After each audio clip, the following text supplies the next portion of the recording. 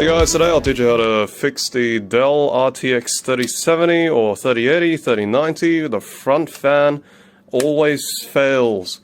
Why is that, you ask? Well, there is a very easy way to fix that. You don't need to spend a single cent.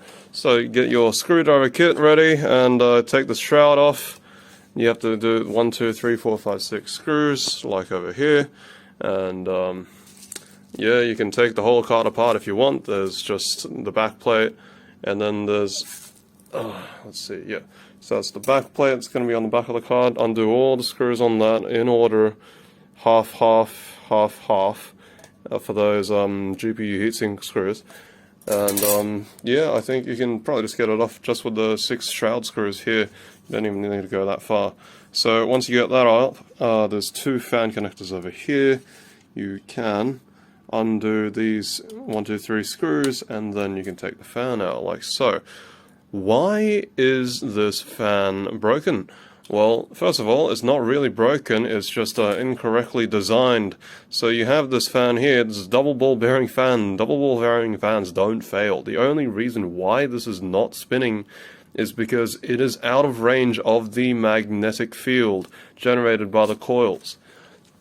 So, how this happens, you might ask? Well, number one, the card has been in use for a long time, and the teflon snap ring, which is this white thing here, has been worn out or is dying. Right, so here's how you do it.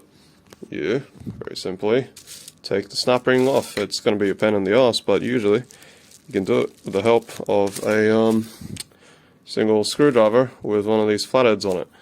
You just stick it into the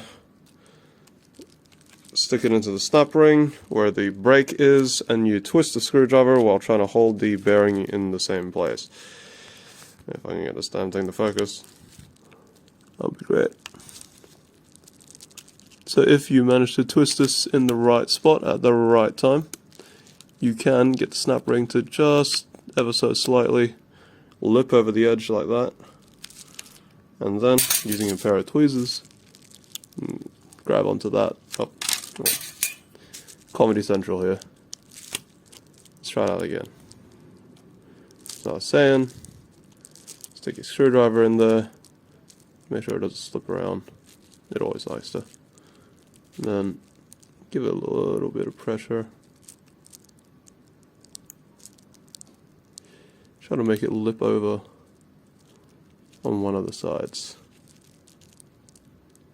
There you go. Oh, nearly had it. Very finicky little thing to deal with. That's why I hate these. Usually I just remove them completely, because to be honest, you want to be able to take the fan off for easy bearing maintenance, even for the end users.